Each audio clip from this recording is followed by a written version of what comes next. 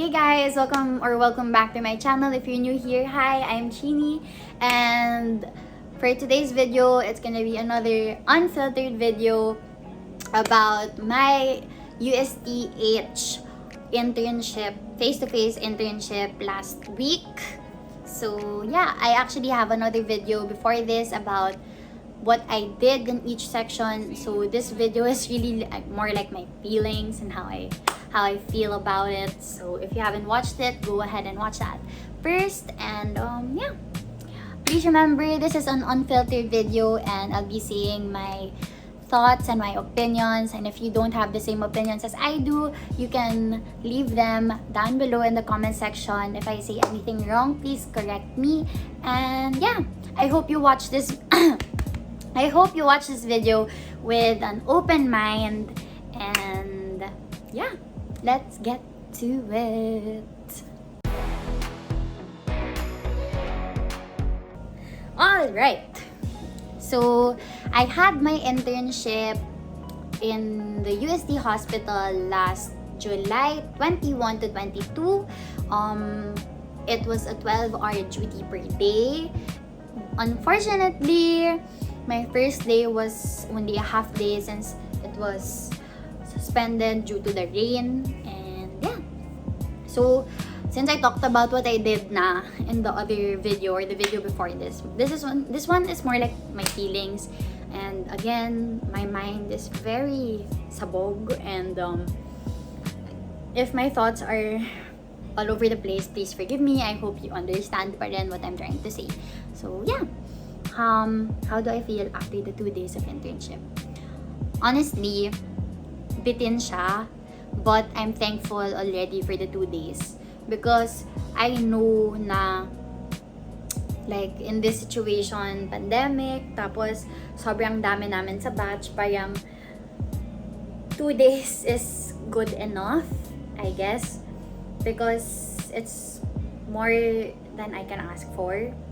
Kasi compared to the last batch, hindi nga sila naka face-to-face internship. So, super grateful na ako for this.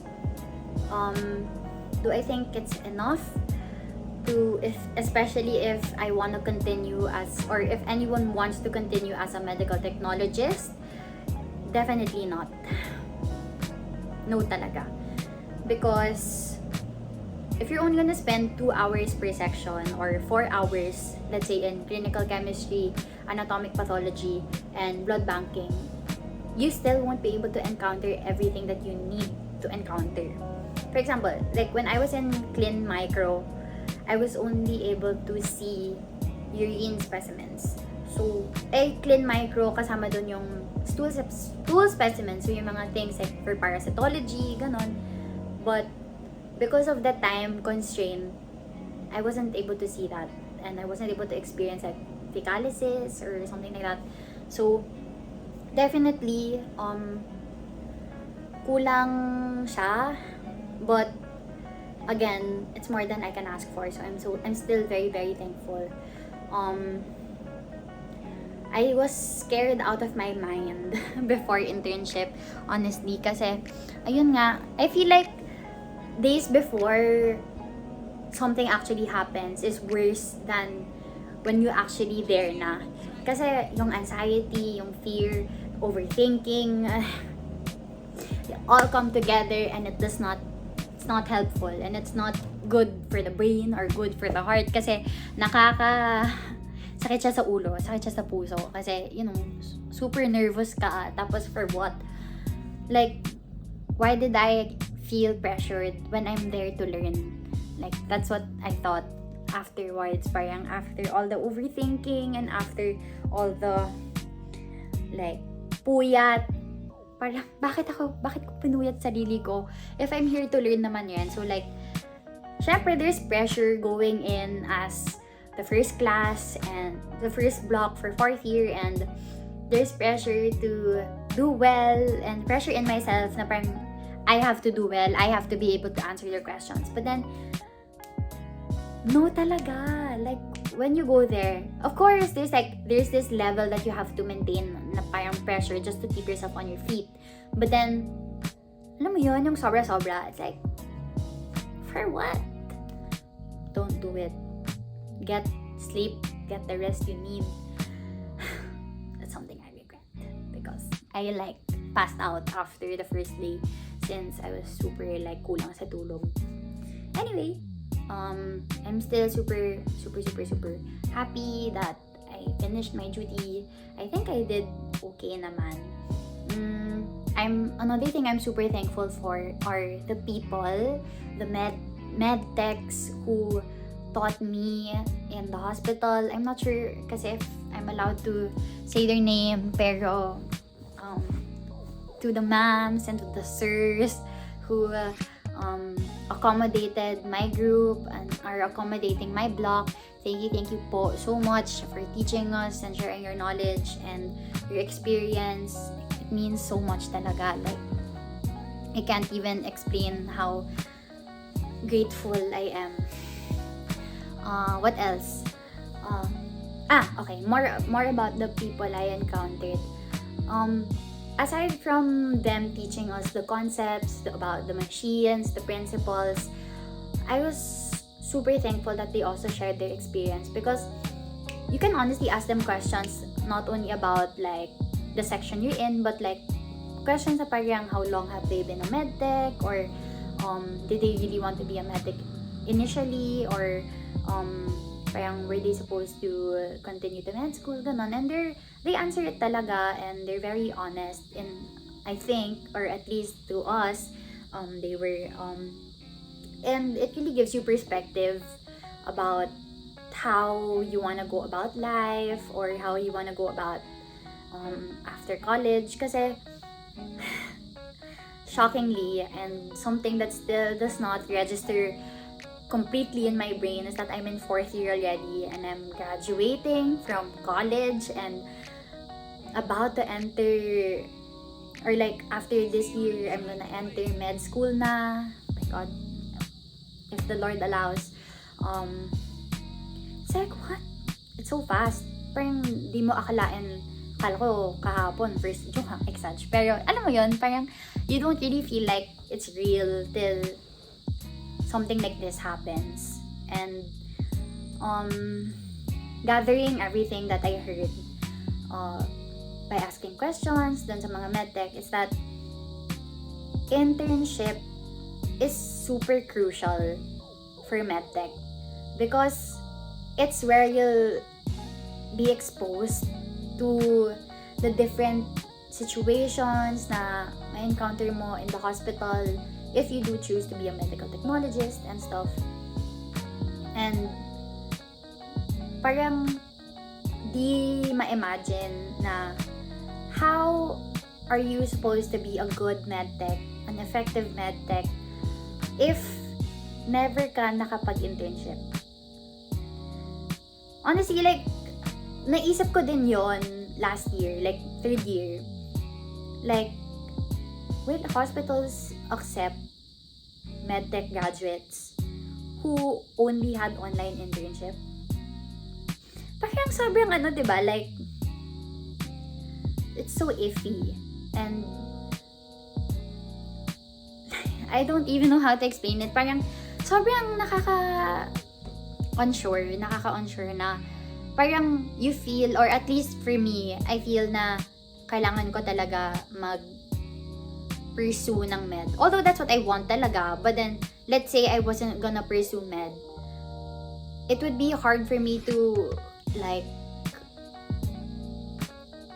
think about my future as a medical technologist without internship. Or, let's say, in my case, only with 2 days of hospital internship. Parang, paano yun?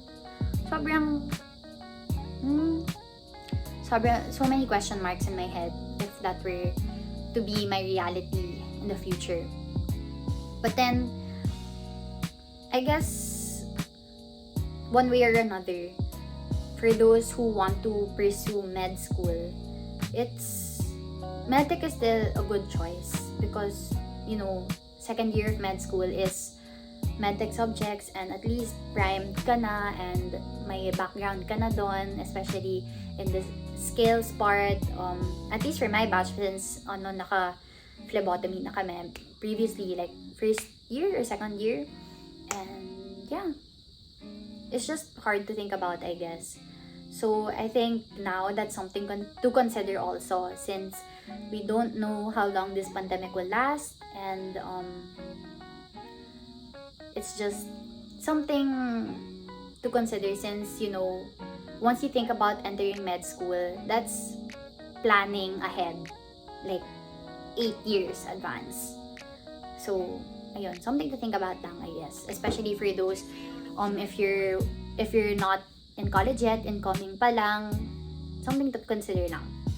And another thing that one of the med techs like brought up to me and to my partner, since we were two at that time, is that parang yun nga, like I said, okay na yung 2 days kasa sa wala, and online internship na pure lang. So very blessed na rin one way or another. What else? It was nice. It was nice, I guess, to be able to interact with okay. Ito, okay. Since nasabi ko na yun, na like, let's just establish it na it was a good experience. It was nice, and I'm very thankful for it. Ito, some like of the med techs, or let's say, I was able to meet some pathologists kasi, and those pathologists took up med tech as their pre-med. And for some, they said na internship is really a chance for you to reflect. That's something that our batch won't have, and the previous batch or basically the batches that were affected by COVID won't have, is the time to reflect, because it's an internship that some people realize na okay, kakayanan ko to, this kind of work ethic, or this kind of work na continuous learning, na parang will be handling lives, will be handling people, which is why you want to pursue med. But then for some, it was also a time to reflect na parang this isn't for me.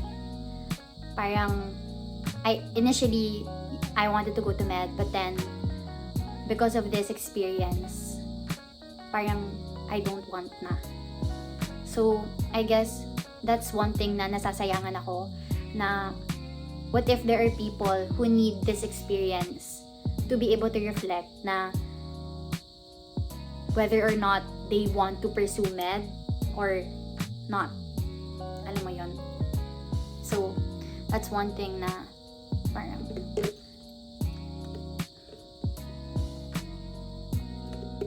I feel like some people need that kasi, yung a chance to think back, a chance to like